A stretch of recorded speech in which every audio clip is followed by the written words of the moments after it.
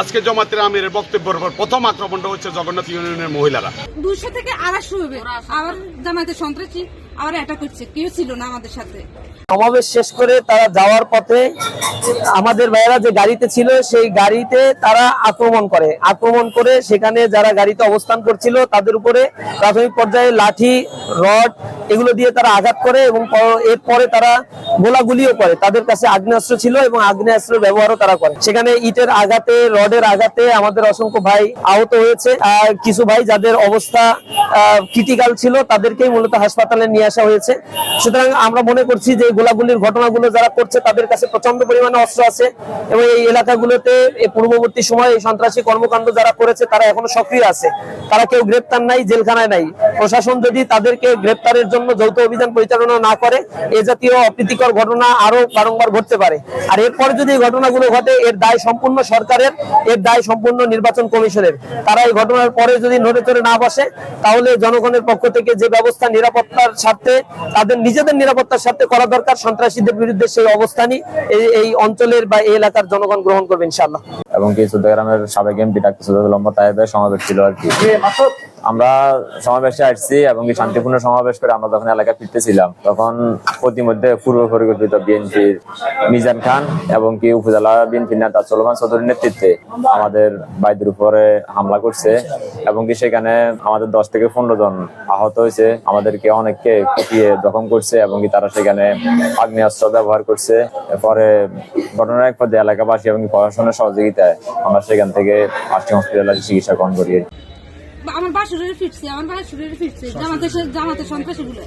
আবার এরপরে তারা আমরা যখন টাকা দিয়েছি আমরা সবাই যেন বলছি এখান থেকে আমার শাশুড়ির গায়ে হাত তুলছে, অসুস্থ হচ্ছে শাশুড়ির গায়ে, হ্যাঁ হাত ভেঙে গেছে।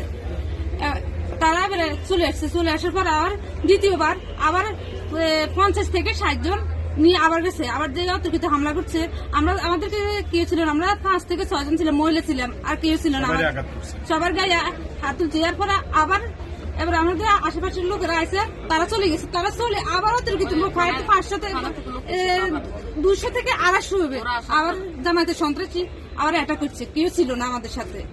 যে জনসভা ছিল আমিরে জামাত এবং চট্টগ্রামের প্রাণপ্রিয় নেতা ডাক্তার সৈয়দ আব্দুল্লাহ মোহাম্মদ তাহেরের আজকে যে জনসভা ছিল, জনসভা শেষে হয়েছে আমাদের কর্মীরা বাড়ি ফেরার পথে জগন্নাথ ইউনিয়নের হাটবেগ গ্রামে এই গাড়ি থেকে নামার পরে তর্কিতভাবে উপজেলা স্বেচ্ছাসেবক দলের যুগ্ম আহ্বায়ক মিজান খান এবং সলমান চৌধুরী উদ্দেশ্যমূলকভাবে তাদেরকে মারধর করে। উপজেলা প্রশাসন এবং প্রশাসনের থেকে আমরা এখনো পর্যন্ত সুষ্ঠু বিচার পাইতেছি না। প্রশাসন এক হস্তক্ষেপ যদি করে, অবৈধ অস্ত্র যদি উদ্ধার করে তাহলে এ ধরনের ঘটনা ঘটতো না। কিন্তু প্রশাসন নির্বিকার কেন? আপনাদের মাধ্যমে এটা আমরা এই প্রশাসনকে জানিয়ে দিতে চাই যে এই ধরনের সন্ত্রাসীদেরকে গ্রেপ্তার করে আইনের আওতায় আনে এলাকার জনগণের শান্তি শৃঙ্খলা যেন বজায় রাখে এই আশাবাদ ব্যক্ত করি। আগামী নির্বাচন যেন সুষ্ঠু হয়, মানুষের আকাঙ্ক্ষা যেন পূরণ হয় এই আশাবাদ ব্যক্ত করি। আজকে আমরা তাহের ভাইয়ের সমাবেশ ছিল, আমরা যখন সমাবেশ শেষ করে যখন আসছি আমরা গ্রামে গেছি তখন মনে করেন যে জনগণ গেছিল গাড়ি করে, সে জনগণ গাড়ি থেকে নামছে যখন বাজারে, তখন বাজারে তাদেরকে অগরিত হামলা করে বিএনপির লোকজন।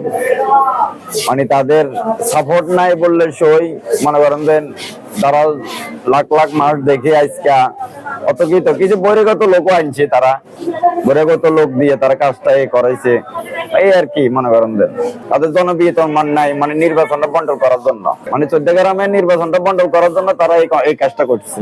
প্রথম হামলা উনার জামাতে ইসলামী বাংলাদেশের নেতৃবৃন্দ এবং জামাত শিবিরের কর্মীরা একসাথে আমাদের জগন্নাথ দিঘি ইউনিয়ন বিএনপির স্বেচ্ছাসেবক দলের সভাপতি মিজানের বাড়িতে মিজানের মা, বোন, ভাবি সহ অসংখ্য মহিলাদের উপর আক্রমণ করে তাদেরকে হাসপাতালে ভর্তি, যেটা আপনারা সরজমিনে দেখেছেন। এর মধ্যে যদি তারা আজকে যে বক্তব্য দিয়েছে জামাতের আমিরে যে মা বোনদের উপরে কারা হামলা করতেছে, এর বাস্তব প্রমাণ হচ্ছে যে আজকে এরা 71 সালেও মহিলাদের উপরে অত্যাচার করেছে, অন্যায় করেছে, পাকিস্তানি পাক হানাদার বাহিনীর হাতে মহিলাদেরকে উঠে দিয়েছে। আজকে জামাতের আমিরের বক্তব্যের পর প্রথম আক্রমণটা হচ্ছে জগন্নাথ ইউনিয়নের মহিলারা। এখন এই চৌদ্দগ্রামের অশান্ত পরিবেশকে যেভাবে অশান্ত করছে, এটার জন্য আমরা ধিক্কার নিন্দা জানাই। এবং যেভাবে অস্ত্র উঠিয়ে প্রকাশ্যে গুলি করে দা, সেনি, রড বিভিন্ন অস্ত্র নিয়ে, দেশীয় অস্ত্র নিয়ে হামলা করতেছে। সেনাবাহিনী, পুলিশ কাউকে মানে নাই। আপনারা দেখেছেন জিনেদাহতে সেনাবাহিনীর কথা অমান্য করে তারা বিএনপির সাথে লড়াই করেছে। ঠিক চৌদ্দগ্রামে আজকে জনসভা ব্যর্থ হওয়ার পরে তারা সাধারণ মানুষের উপর আক্রমণ করছে। জগন্নাথ দিকে ইউনিয়ন, আলকরা এবং গুণাবতী, তারা এই 3টে ইউনিয়নকে রাজত্ব কায়েম করতে চাচ্ছে এবং তাদের পৈতৃক সম্পত্তি বানাতে চাচ্ছে। আমাদের জগন্নাথ ইউনিয়ন বিএনপির 15 জনের উপর আঘাত করা হয়েছে। বিএনপির সহসভাপতি সুলেমান চৌধুরী, তারপরে আমাদের স্বেচ্ছাসেবক দলের সভাপতি মিজানকে অপহরণ করা হয়েছে এবং মিজানের বোন, ভাই, ভাবি যারা বিদেশে থাকে তাদের ছোট বাচ্চাদেরকেও রেহাই দেয় নাই। এর মধ্যে পথে পথে তারা পথ অবরুদ্ধ করে তারা কি বলে মানে আমাদের বিএনপি নেতাকর্মীদের বাড়ি হামলা করছে। সেখানে এই মুহূর্তে সেনাবাহিনী, পুলিশ, বিজিবি সহ অবস্থান করতেছে, নির্বাহী ম্যাজিস্ট্রেটও আছে। এখন আমরা জানি না যে চৌদ্দগ্রামকে তারা কি চাচ্ছে, কি বানাতে চাচ্ছে। এটা কোনো আফগানিস্তানের তালেবানদের কোনো রঙ্গরাজ্য বানাতে চাচ্ছে কিনা সেটা আমরা বুঝতেছি না। আজকে আপনাদের মাধ্যমে সারা চৌদ্দগ্রামের মানুষের কাছে আমরা বিচার চাই, কেন জামায়াতে আমিরের বক্তৃতামূলক বক্তব্যের পর আমাদের মা বোনরা এভাবে হয়রানি হচ্ছে, আমাদের যে সহসভাপতিকে প্রকাশ্যে গুলি করছে। এর তীব্র নিন্দা জানাই এবং এর আপনাদের মাধ্যমে প্রশাসনের সকল স্তরের কর্মকর্তাদেরকে আমরা এর সুষ্ঠু বিচার চাই। না হলে চৌদ্দগ্রামকে অশান্ত করার জন্য যারা দায়ী তারা কিন্তু চৌদ্দগ্রাম থেকে বাঁচতে পারবে না এবং আমরাও ছাড়বো না ইনশাল্লাহ। এখন আমরা বলে দিচ্ছি আমাদের পিঠ দেওয়ালে লেগে গেছে, আমরা আর কত ধৈর্য দেখাবো?